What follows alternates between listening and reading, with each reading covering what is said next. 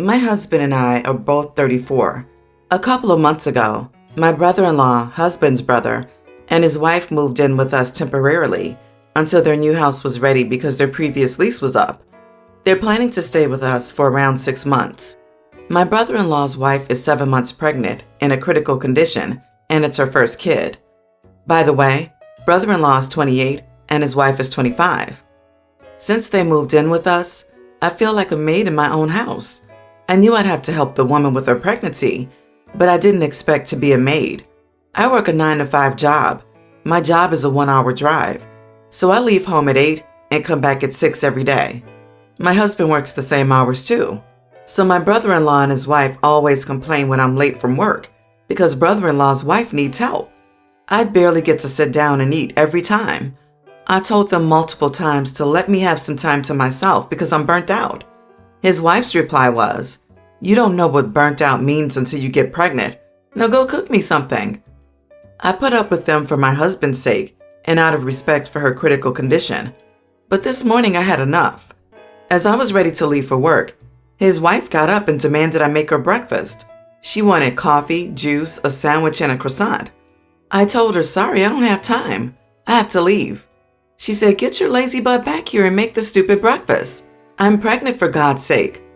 I lost it and started screaming at her, telling her who does she think she is ordering me around to my own house, telling her husband is a lazy idiot who hasn't done anything to help her and expects me to be her maid.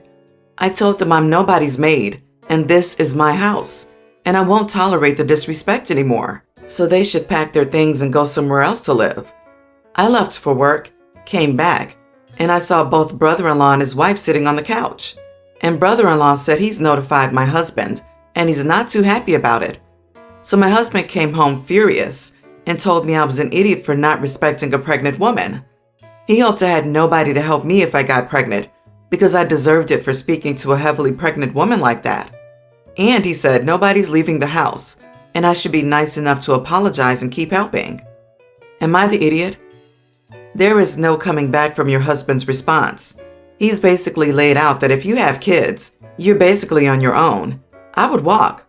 What kind of man thinks it's acceptable to be someone's indebted servant for 6 months when you're already kind enough to let them stay, and you work and contribute financially? This would seriously be the straw that broke the camel's back for me. Not the idiot, but please consider what the rest of your life looks like and choose wisely.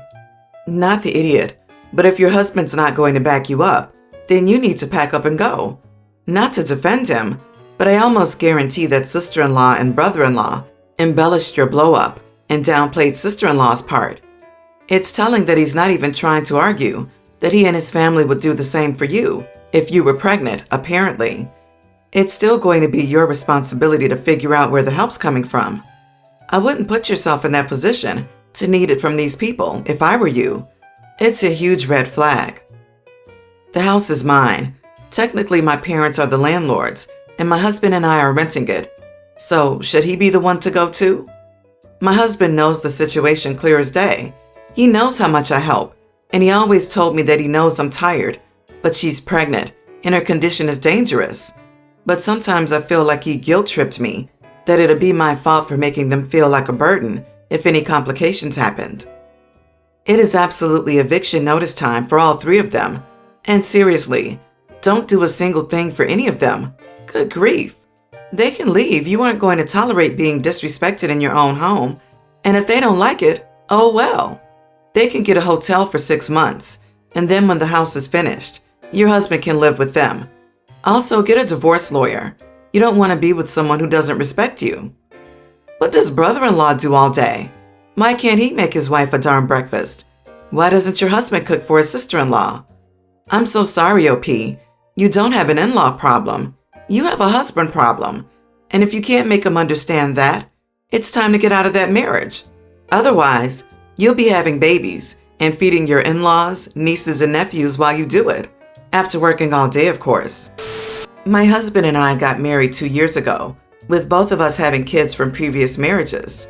I have a girl, Sarah, who's 19, and a boy, Josiah, who's a teen, while my husband has twin boys, Arthur and Aaron, who are tweens. The kids took to each other fine and treated each other like siblings at this point. Because my husband and I work late sometimes, it's easier for us to have Josiah get the twins from school and walk them home. Last year, Josiah got his first boyfriend, Jay, a teen, and he has a car. Jay is a nice boy and will wait with Josiah and drive both him and the twins home, or sometimes they'll go hang out and get the twins ice cream or take them to the arcade before getting home. Jay will sometimes stay for dinner or a movie at our house, and he and Josiah will sometimes kiss or hold hands and cuddle sometimes, but it's no big deal. Well, my husband's ex didn't know Josiah was bi. The twins accidentally outed him to her when they were spending the weekend with her. My husband has primary custody because she travels for work and doesn't live in state. And they told her about Jay and how nice he is, and that he and Josiah kiss and hold hands, etc. When dropping off the twins Sunday night, she angrily berated my husband and me for letting the twins be exposed to such inappropriate behavior, and that we shouldn't be allowing Jay and Josiah to act that way in front of her boys, and to let someone like Jay drive the twins home. She wanted us to forbid Jay from being around the twins, and for Josiah to tone down his gay business and tell the boys that Jay was just a friend. I cursed her out and told her if she cared so much, she'd spend more time with them instead and actually come to see them. She got dejected and left. My husband thinks I was too hard on her and that it was a low blow. We're also now getting calls from his former in-laws telling him I shouldn't have talked to his ex like that, and that she is the twins' mother. We should honor her wishes. Am I the idiot? You don't honor the wishes of an idiot. You are defending and validating your son's orientation. You are a great mom for standing up for your son. Who cares who your son loves? Love is love, and it's beautiful. Not the idiot. You are a hero to your son, and that witch is lucky that all she got was a tongue lashing. Not the idiot. The ex is delusional. She probably wouldn't have cared if your son was kissing a girl. The twins already know. Kids are not stupid. Even if OP and her son and his boyfriend agreed to go along with the ex, they would not believe that they're just friends. You could tell the ex that if you tell the twins the just friends story, they may start kissing their platonic male friends, because that is what friends do, isn't it? Not the idiot. Ex-in-laws have no say at all. As far as the behavior of hubby's ex-wife, just wow. Perhaps talk with your husband about how much time his twins are spending with her. She'll no doubt be poisoning their minds while she's seeing them. Sure, she's the bio mom, but damn, you also have a responsibility to raise the twins in your household under your rules and values. You may have hit a low blow, but justified. My husband and I live a happy, quiet life in the mountains. No kids, a few pets, lots of friends, and adventures to go on. My in-laws are nice people. However, they got the vacation planning bug and have decided that the big family vacation this fall will be going to Disney. I said their plans sound great, and I can't wait to see the pictures. Mother-in-law said we'd be joining them. It's a family vacation. Theme parks, especially overly crowded, hot, expensive ones with screaming and crying kids, and a week with his family? Hard pass. My idea of a fun vacation is camping for a week and hiking or backpacking. Quiet solitude in the trees. We said we aren't interested, but that we're happy they get to go. Mother-in-law argued that we have to go because it's a family vacation. I explained that from my perspective, that's a lot of time to spend with everyone. That's a lot of time to spend with the kids who will be overstimulated, overtired, cranky from travel, etc. And it doesn't sound like leisure. It sounds like work. Mother-in-law looked shocked and hurt and said, I didn't realize you looked at your nieces and nephews that way. Husband said that we love them, just in small doses, and that we honestly wouldn't enjoy being around everyone else for the whole time either, and that quite honestly, we're just not theme park people. Mother-in-law looked so disappointed and made a quick excuse to get off the call.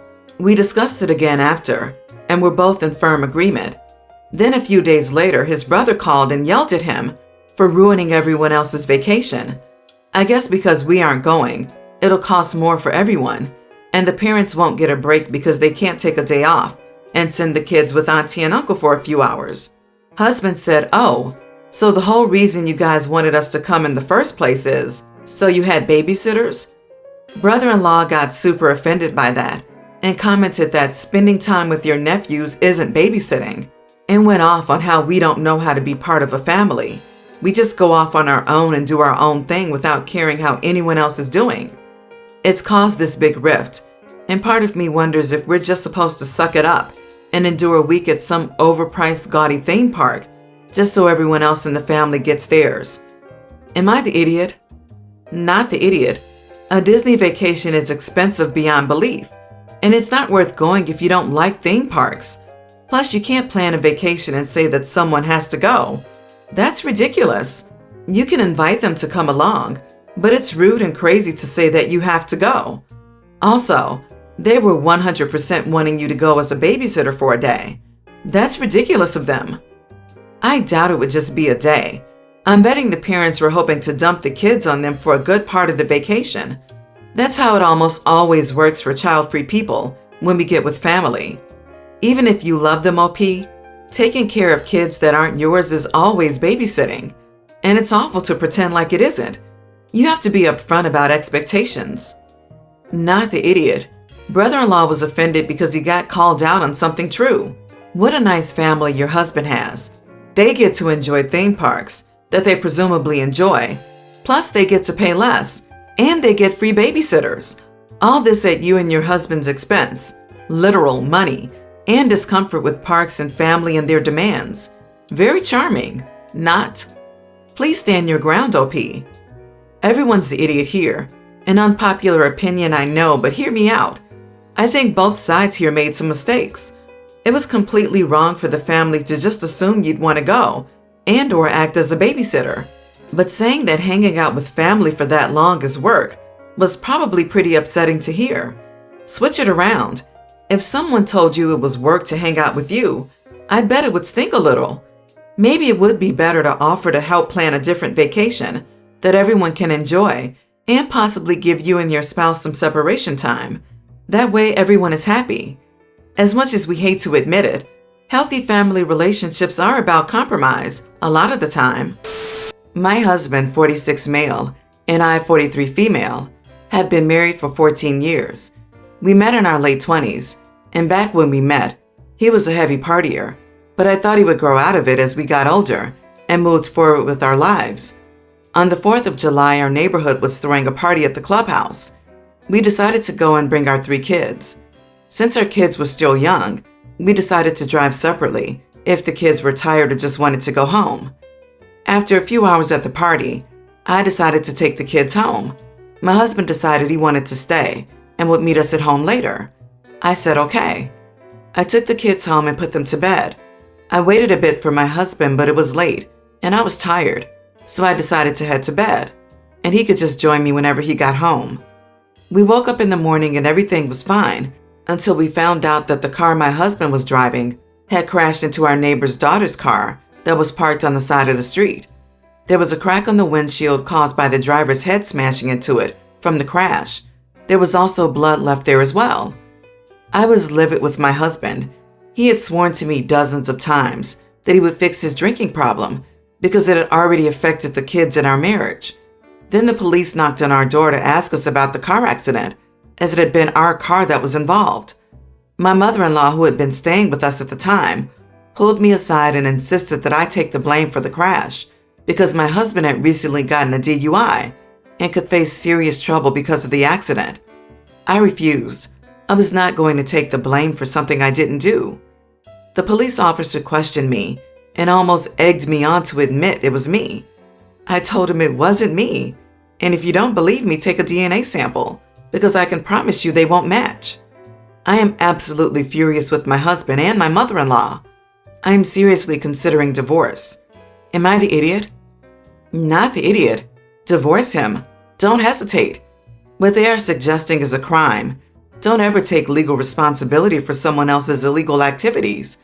If your husband can't stay sober and drives in that state, the consequences are all his. Secure all your financial information, credit, bank details, etc., because he has already proven he will break the law.